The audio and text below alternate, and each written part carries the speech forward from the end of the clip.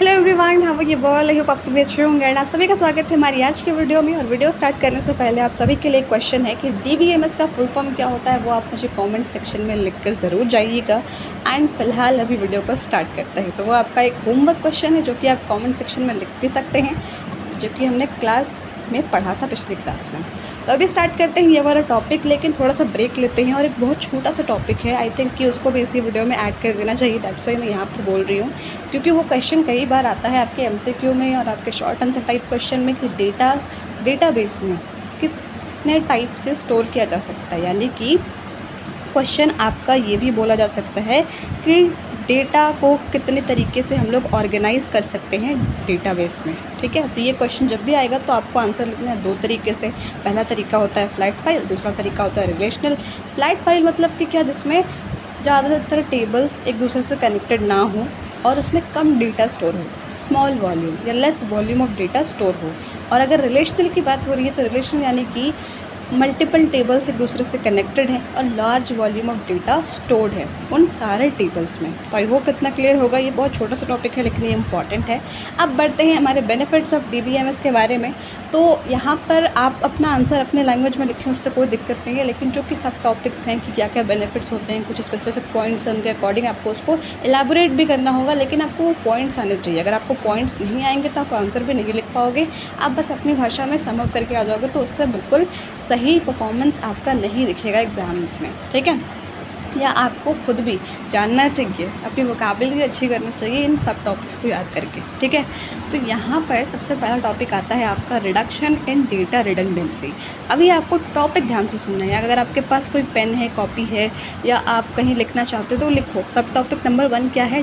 Reduction in data redundancy. पहले हम लोग रिडंडेंसी का मतलब समझते हैं। ठीक है, डेटा रिडंडेंसी का मतलब क्या होता है? वो ये होता है कि मान लीजिए आपने कोई बड़ा डॉक्यूमेंट में डेटाबेस बनाया, जो भी आपने डॉक्यूमेंट बनाया, आपका गलती से कुछ ऐसा हुआ कि कुछ भी एरर्स आ गए और कोई एक नाम 6 बार आपके डेटा में लिख गया वहाँ पर या लिखा गया, जो भी, कोई दिक्कत नहीं है उससे, बट गलती से एक ही नाम आपने 6 बार लिख दिया है या ऐसे कुछ दिक्कत आ गई है, तो कोई चीज़ रिपीट हुई है, डुप्लीकेट हुई है, तो उसको हम लोग बोलते हैं रिडंडेंसी।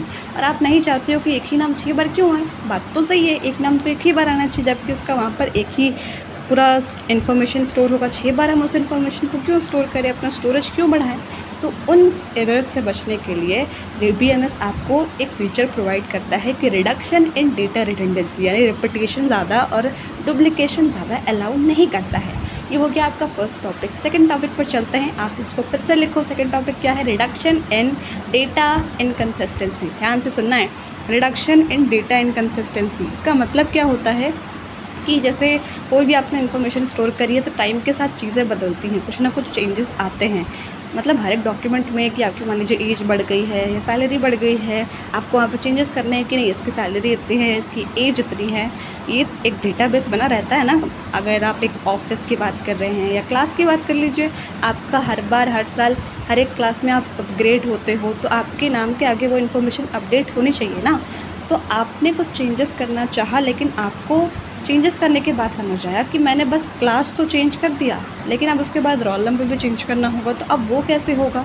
तो डीबीएमएस आपको एक फीचर अलाउ करता है कि अगर आपने इसकी हेल्प से कुछ चेंजेस किए हैं, तो अगर वो फंक्शंस वहाँ पर आपके हैं ऑटोमेटिक मोड में, या ऑटोमेटिक मोड अगर उसको डेप्थ में नहीं भी जाते, तो आप बस इतना समझो कि अगर आपने एक पोर्शन में चेंजेस किए हैं तो बाकी के पोर्शन में चेंजेस ऑटोमेटिकली हो जाते हैं डीबीएमएस के फीचर की हेल्प से।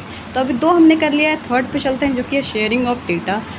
अगर आप चाहो तो आप अपने डेटा को शेयर भी कर सकते हो, ये फीचर भी अलाउ करता है डीबीएमएस। थर्ड टॉपिक हो गया है। अब फोर्थ पर चलते हैं। फोर्थ यानी कि डेटा सिक्योरिटी। ये तो सबसे ज़्यादा इंपॉर्टेंट है कि आपने जो भी इतनी मेहनत से काम किया है, जो भी डॉक्यूमेंट बनाया है, डेटाबेस बनाया है, आप चाहते हो कि नहीं उसमें कोई वायरस या कुछ भी ऐसा हो कि जिससे आपका डेटाबेस या डेटा कुछ एरर शो करे या आपका वो कोई डेटा चोरी कर ले। वैसा बिल्कुल ना हो, तो उसके लिए डेटा सिक्योरिटी बहुत ज़रूरी है। अब उसके बाद नेक्स्ट आता है डेटा इंटीग्रिटी। वर्ड्स को ध्यान से सुनना है, यहाँ पर इंटीग्रिटी मतलब जुड़ना नहीं, इसका मतलब ये है कि आपका जो डेटाबेस है उसमें वैलिड टाइप ऑफ डॉक्यूमेंट या valid type of data inter हो। मान लीजिए आपने जो भी डेटाबेस बनाया है उसमें आप क्या इंटर करोगे, चाहे तो आप टेक्स्ट इंटर करोगे या डिजिट इंटर करोगे, तो आपने एक स्टैंडर्डाइज्ड फॉर्मेट बनाया है ना कि आपको उसमें टेक्स्ट या डिजिट इंटर करने हैं, उसके अलावा कोई और नहीं, तो वो एक डेटा इंटीग्रिटी का पार्ट है। नेक्स्ट होता है डेटा का एक इंटरैक्टिव इंटरफेस, यानी कि नेक्स्ट टॉपिक है इंटरैक्टिव इंटरफेस। ओके, तो ये हो गया डन एंड आई होप आपको अच्छा लगा होगा। इंटरैक्टिव इंटरफेस यानी कि बहुत ईजिली आप सारी चीज़ों को, सारे ऑप्शंस को एक्सेस कर पाते हो इस डेटाबेस में, जो कि आपको DBMS ने प्रोवाइड किया है सारे चेंजेस करने के लिए या सारे फीचर्स को यूज़ करने के लिए।